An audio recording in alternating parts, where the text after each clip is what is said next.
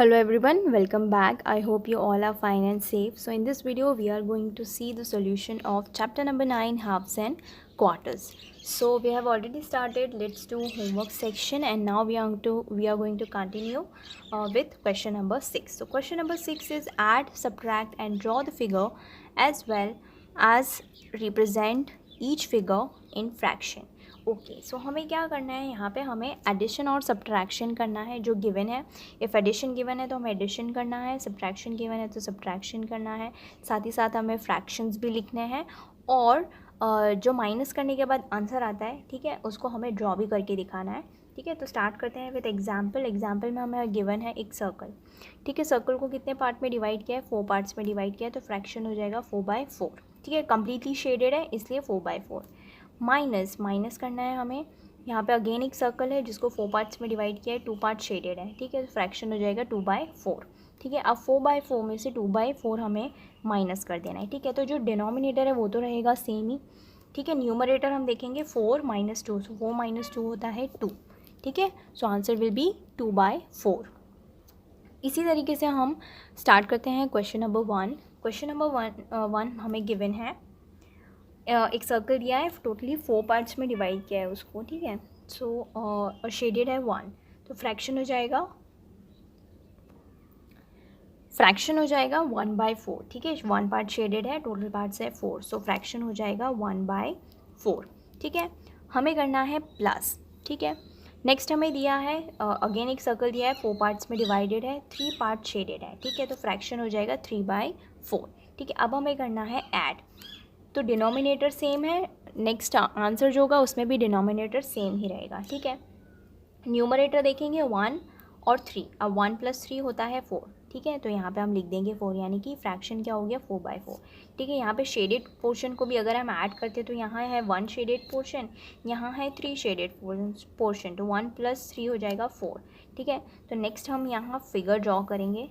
ठीक है, उसको 4 पार्ट्स में डिवाइड करेंगे और कितना पार्ट शेड कर देंगे 4, बिकॉज 1 + 3 इज़ 4. ठीक है, यानी कि सारे पार्ट को हम क्या कर देंगे, शेड कर देंगे. Now let's move to the next is number 2. फर्स्ट हमें दिया हुआ है एक सर्कल, उसे 4 पार्ट्स में डिवाइड किया है, 1 शेडेड है. ठीक है, तो उसका फ्रैक्शन हो जाएगा 1/4. राइट, नेक्स्ट हमें कुछ भी नहीं दिया हुआ है, ब्लैंक दिया हुआ है, और हमें बोला है कि इस फ्रैक्शन को जब हमने ऐड किया तो हमारे पास आया कुछ इस तरीके का फ्रैक्शन. टोटल पार्ट्स कितने हो गए शेडेड, 2 पार्ट शेडेड हो गए, और 2 पार्ट शेडेड हो गए और टोटल पार्ट्स तो 4 ही हैं. ठीक है, यानी डिनोमिनेटर सब में सेम है. ठीक है, तो यहाँ पे भी क्या होगा, जो सर्कल होगा वो कितने पार्ट्स में डिवाइडेड होगा, 4 पार्ट्स में ही डिवाइडेड होगा. ठीक है, अब 1 ऑलरेडी शेडेड था. ठीक है, यहाँ पे हमने और यहाँ पे टोटल आंसर क्या आ रहा है, 2 आ रहा है, यानी कि हमने 1 पार्ट और शेड किया. ठीक है, 1 पार्ट हमने और शेड किया, तो 1 तो शेडेड था, 1 पार्ट और ऐड कर दिया, तो हो गए टोटल 2 पार्ट्स. ठीक है, तो यहाँ पे क्या आएगा, यहाँ तो था ही फ्रैक्शन हमने निकाल ही लिया था 1/4, यहाँ पे भी क्या फ्रैक्शन आएगा 1/4. सो 1/4 + 1/4 हो गया 2/4. ठीक है, कैसे, डिनोमिनेटर तो सेम ही रहा और न्यूमरेटर को हमने ऐड कर दिया, 1 + 1 2. ठीक है, इसी तरीके से ये हो गया 2, और यहाँ थे 2 शेडेड पोर्शन जिसको ऐड किया तो आंसर आया 2 shaded portion. Now let's see number 3 हमें गिवन है. ठीक है, एक सर्कल गिवन है, 4 पार्ट्स में डिवाइड किया हुआ है, 3 पार्ट शेडेड है, तो फ्रैक्शन हो जाएगा 3/4. अब माइनस किया है. ठीक है, तो हमने क्या पार्ट माइनस किया होगा. ठीक है, 4 पार्ट्स में डिवाइड कर लेंगे, तो 3 में से हम कितने पार्ट को माइनस करेंगे कि हमारे पास आए 2 पार्ट्स. ठीक है, तो 3 पार्ट्स में से हम 1 को अगर माइनस करते हैं, ठीक है, तो आ जाएगा 2 पार्ट्स. राइट, 3 में से 1 को माइनस करेंगे तो 2 पार्ट्स आ जाएगा. ठीक है, तो यहाँ हो जाएगा फ्रैक्शन 3/4, यहाँ हो जाएगा फ्रैक्शन 1/4, और यहाँ हो जाएगा fraction 2/4. Okay, now let's see the next one. Next is, यहाँ पे हमें सर्कल दिया है, 4 पार्ट्स में डिवाइडेड है और सारे पार्ट शेडेड है, तो फ्रैक्शन हो जाएगा 4/4. माइनस करना है, सर्कल है, 4 पार्ट्स में डिवाइडेड है, 3 पार्ट शेडेड है, यानी कि 4 पार्ट शेडेड है, उसमें से 3 पार्ट्स को लेस कर देना है. ठीक है, सो 4 - 3 करेंगे तो क्या आएगा, 4 में से अगर हम 3 लेस करते हैं तो क्या आएगा, 4 में से 3 लेस करेंगे तो आएगा 1. ठीक है, तो यहाँ हम 1 पार्ट को शेड कर देंगे। ठीक है, तो इधर हो गया 4/4, यहाँ हो गया 3/4, 4 रहेगा सेम और 4 - 3 हो जाएगा 1। So answer is 1/4। Okay, next is number 5। यहाँ पे हमें दिया है सर्कल, 4 पार्ट्स में डिवाइडेड है, 2 पार्ट शेडेड हैं, तो फ्रैक्शन हो जाएगा 2/4। हमें करना है ऐड। नेक्स्ट जो सर्कल है वो भी 4 पार्ट्स में डिवाइडेड है, 2 पार्ट शेडेड है। ठीक है, तो फ्रैक्शन हो जाएगा 2/4। अब 2 + 2 ऐड करेंगे तो क्या हो जाएगा, 2 + 2 ऐड करेंगे वो हो जाएगा 4। यहाँ पे हम अगेन एक नया सर्कल बनाएंगे, 4 पार्ट्स में डिवाइड करेंगे और 2 + 2 हो जाएगा 4, यानी कि टोटल कितने शेडेड पार्ट्स हो जाएंगे, 4 शेडेड पार्ट्स हो जाएंगे, यानी कि पूरा सर्कल शेडेड होगा। सो 2 + 2 हो जाएगा 4 और डिनोमिनेटर रहता है same, so 4/4। Now let's see question number 7। Question number 7 is put tick mark on the figure having equal parts. जिसमें इक्वल पार्ट्स है उसे हमें टिक मार्क करना है। ओके, सो फर्स्ट हमें दिया हुआ है ए। ठीक है, ए में एक सर्कल को 2 पार्ट्स में डिवाइड किया, दोनों पार्ट्स इक्वल है, राइट, इसको हम कर देंगे टिक मार्क। यहाँ पे भी बी में सर्कल है, सर्कल को 2 पार्ट में डिवाइड किया है, क्या 2 पार्ट्स इक्वल है, नहीं, ये ज़्यादा है ये कम है, तो बी को हमें कुछ नहीं करना है। नेक्स्ट है सी, सी को 3 पार्ट्स में डिवाइड किया है, क्या ये पार्ट्स इक्वल है, नहीं है, तो सी को भी हम कुछ नहीं करेंगे। नेक्स्ट है डी, डी को 4 इक्वल पार्ट्स में डिवाइड किया गया है। ठीक है, 4 पार्ट्स में डिवाइड किया बट सारे पार्ट इक्वल हैं, तो हम उसको कर देंगे tick mark. Next number 2, same चीज़ करनी है, जो इक्वल पार्ट्स में डिवाइडेड है उसे हमें टिक मार्क कर देना है। सो ए में एक स्क्वायर है, उसको 4 पार्ट्स में डिवाइड किया गया है और सारे पार्ट्स इक्वल हैं, तो हम उसे कर देंगे टिक मार्क। नेक्स्ट हमें अगेन गिवन है स्क्वायर, उसको 2 पार्ट्स में डिवाइड किया, दोनों पार्ट्स इक्वल हैं, इसे भी हम कर देंगे टिक। देन हमें गिवन है नेक्स्ट स्क्वायर, उसको भी 4 पार्ट्स में डिवाइड किया और सारे पार्ट्स इक्वल हैं, सी को भी कर देंगे हम टिक। नेक्स्ट हमें गिवन है स्क्वायर अगेन, उसको 3 पार्ट्स में डिवाइड किया है, क्या तीनों पार्ट्स इक्वल हैं, नहीं, तीनों पार्ट्स इक्वल नहीं है, तो डी को हमें कुछ नहीं करना है, ऐसे ही छोड़ देना है। Okay, so next number 3, triangle given है हमें, ट्रायंगल को 2 पार्ट्स में डिवाइड किया है, दोनों पार्ट्स इक्वल हैं, इसको कर देंगे हम टिक मार्क। नेक्स्ट है बी, बी ट्रायंगल दिया हुआ है, टोटल 4 पार्ट्स में डिवाइड किया है, 4 पार्ट्स इक्वल नहीं हैं, तो हम इसे कुछ नहीं करेंगे। सी हमें अगेन ट्रायंगल दिया है, 2 पार्ट्स में डिवाइड किया, दोनों पार्ट्स इक्वल नहीं हैं, तो इसे हमें कुछ नहीं करना है। नेक्स्ट हमें गिवन है नंबर 4, नंबर 4 में स्क्वायर है, दो पार्ट्स में डिवाइड किया गया है, दोनों पार्ट्स इक्वल हैं, इसको हम कर देंगे टिक। देन हमें गिवन है रेक्टेंगल, रेक्टेंगल को 2 पार्ट में डिवाइड किया है बट दोनों इक्वल नहीं हैं, तो हमें बी को कुछ नहीं करना है। नेक्स्ट हमें गिवन है सी, सी को एक रेक्टेंगल है, 3 पार्ट्स में डिवाइड किया गया है, तीनों के 3 पार्ट्स इक्वल हैं, उसे हम कर देंगे tick. Now let's see question number 8। Question number 8 है आंसर द फॉलोइंग क्वेश्चंस। ठीक है, हमें क्या दिया हुआ है, हमें वर्ड प्रॉब्लम्स दी गई हैं, उन्हें हमें करना है solve. So let's start. Number 1, Beena brings 100 chocolates. Beena कितने चॉकलेट्स लेके आई, 100 चॉकलेट्स लेके आई। Out of that she gives 1/4 part of the chocolates to Nikhil. Beena ने निखिल को कितनी चॉकलेट्स दे दी, 1/4 पार्ट चॉकलेट्स दे दी, यानी किसका 1/4 पार्ट, 100 का 1/4 पार्ट निखिल को दे दिया। And 1/4 part of the chocolates to Suresh. ठीक है, और नेक्स्ट 1/4 पार्ट किसको दिया, सुरेश को दिया, यानी किसका 1/4, 100 का ही 1/4। ठीक है, 100 का 1/4 दिया निखिल को और 1/4 दिया सुरेश को। Then she give half part of the chocolates to Nimesh from the remaining chocolates. ठीक है, और हाफ पार्ट किसको दे दिया, हाफ पार्ट दे दिया निमेश को। ठीक है, यानी निमेश को दे दिया बाकी का, मतलब 100 का हाफ पार्ट दे दिया निमेश को। Then find the number of chocolates each one gets. How many chocolates are left with Beena at the end? अब हमें ये बताना है कि जो चॉकलेट्स बच रही हैं, ठीक है, मतलब सुरेश निखिल को दे दिया 1/4 पार्ट, फिर सुरेश को दे दिया 1/4 पार्ट। ठीक है, फिर जो पार्ट बचता है उसमें से हाफ पार्ट दे दिया है निमेश को। अब हमें ये बताना है कि कितनी चॉकलेट्स हर एक पर्सन को मिली है और कितनी चॉकलेट्स बीना के लिए बच गई हैं। ठीक है, सो सबसे पहले हमें गिवन है total number of chocolates, total number of chocolates है 100। ठीक है, अब 100 का 1/4 पार्ट दिया है निखिल को, तो फाइंड आउट करते हैं निखिल को कितनी चॉकलेट्स मिली हैं। So number of chocolates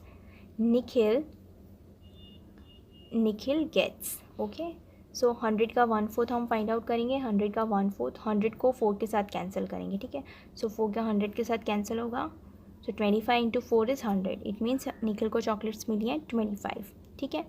next 100 का ही 1/4 पार्ट किसको दिया गया है? सुरेश को दिया गया है. So number of chocolate Suresh gets 100 into 1/4. ठीक है. 100 चॉकलेट्स का 1/4 पार्ट दिया है सुरेश को. सो 4 को हम कैंसिल करेंगे 100 के साथ. ठीक है. सो 4 इंटू 25 इज़ 100. सो 25 चॉकलेट्स मिली हैं सुरेश को. ठीक है. अब जो चॉकलेट्स बची हैं उसमें से हाफ पार्ट दिया है निमेश को. अब कितनी चॉकलेट्स बच गई हैं? ठीक है. तो देखो 100 में से 25 दे दिया निखिल को और 25 दे दिया सुरेश को. So number of chocolates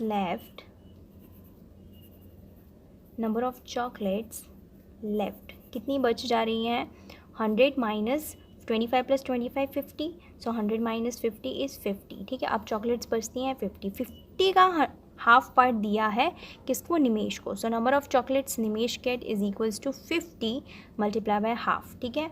half को मल्टीप्लाई कर देंगे 50 से. सो 2 को कैंसिल करेंगे 25 से 50 से. सो 25 इंटू 2 इज़ 50. यानी कि निमेश को कितनी चॉकलेट्स मिली है? 25 इंटू 1 25 चॉकलेट्स. ठीक है. सो निखिल को भी 25 चॉकलेट्स मिली है, सुरेश को भी 25 चॉकलेट्स मिली है, निमेश को भी 25 चॉकलेट्स मिली है. अब हमें फाइंड आउट करना है कि बीना के पास कितनी चॉकलेट्स रही. ठीक है.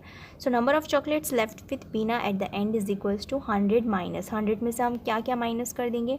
निखिल का शेयर, सुरेश का शेयर और निमेश का शेयर. यानी 25 प्लस 25 प्लस 25. ठीक है. So 100 minus 25 plus 25 plus 25. So 100 minus 25 plus 25 plus 25 होता है 75. So 100 minus 75 is 25 chocolates. So Bina के पास बच रहे हैं 25 chocolates at the and.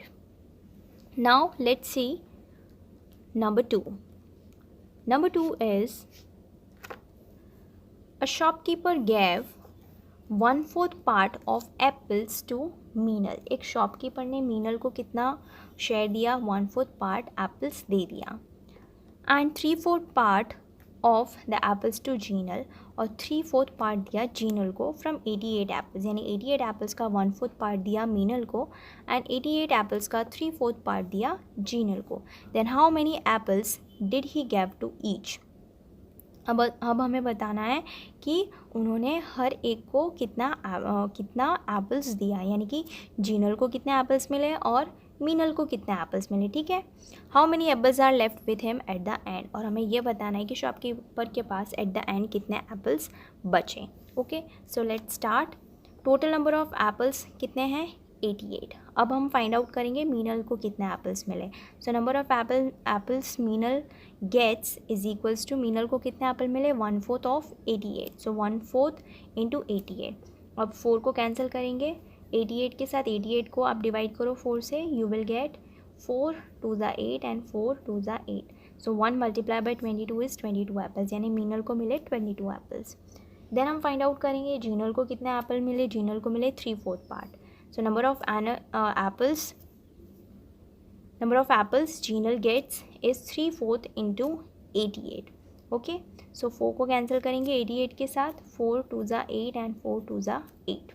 Now 3 multiplied by 22 is 66. Okay. 3 2 ज़ा 6 and 3 2 ज़ा 6. यानी कि जीनल को मिलते हैं 66 apples. Now number of apples left. कितने एप्पल्स बचे वो फाइंड आउट करते हैं. ठीक है. तो हम क्या करेंगे 88 में से कौन से एप्पल्स माइनस कर देंगे? जो मीनल को दिए वो और जो जीनल को दिए वो. सो 88 माइनस 22 प्लस 66. ठीक है. 88 माइनस अब 22 प्लस 66 होता है 22 प्लस 66 होता है 88. ठीक है. 22 प्लस 66 इज़ 88 में से 88 माइनस हो जाएगा 0. यानी कि शॉपकीपर के पास कितने एप्पल्स बचे? एक भी नहीं. Therefore shopkeeper will not be left with any apples. Now let's see number 3.